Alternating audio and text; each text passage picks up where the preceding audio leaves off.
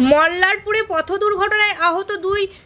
নিয়ন্ত্রণ হারিয়ে একটি মারুতি ভ্যান দাঁড়িয়ে থাকা একটি লরিকে ধাক্কা মারে। মারুতি ভ্যানে থাকা দুজনের অবস্থা আশঙ্কাজনক। তাদেরকে রামপুরহাট মেডিকেল কলেজ হাসপাতালে ভর্তি করা হয়েছে। ঘটনাটি ঘটেছে বীরভূমের মল্লারপুরের 14 নম্বর জাতীয় সড়কের মল্লারপুর পেট্রোল পাম্পের কাছে। জানা গেছে মারুতি ভ্যানটি সিউড়ি থেকে রামপুরহাটের দিকে আসছিল। সেই সময় মল্লারপুর পেট্রোল পাম্পের কাছে দুর্ঘটনাটি ঘটে। মল্লারপুর থেকে মিজানুর রহমানের রিপোর্ট, সিউড়ি টাইমস, বীরভূম।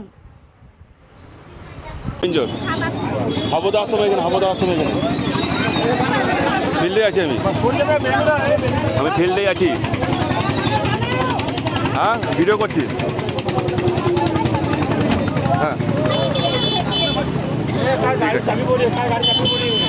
ঠিক আছে। পুলিশ আসেনি এখনো।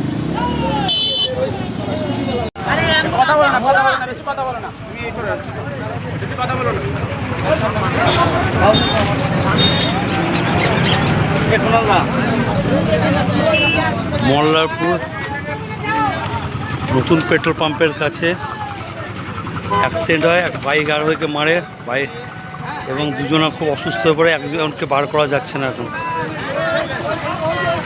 সাইডে মারুতি ওমনি ভ্যান এসে একটা সাইডে 10 চাকা গাড়ি ছিল, সেখানে সে ধাক্কা মারে।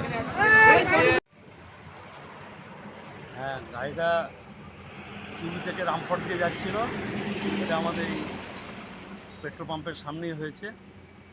তা ঘটনা হচ্ছে, গাড়িটা যাচ্ছিল, গাড়িটা স্পিডে যাচ্ছিল। তারপরে একটা স্কুটিকে পিছনে ধাক্কা মারে।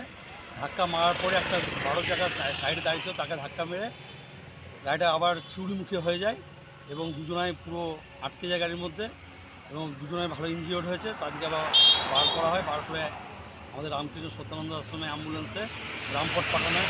পরে পুলিশ আসে, পুলিশের ভ্যানটাকে রিকভারি করলো। আমার নাম সুকান্ত মণ্ডল হাবু।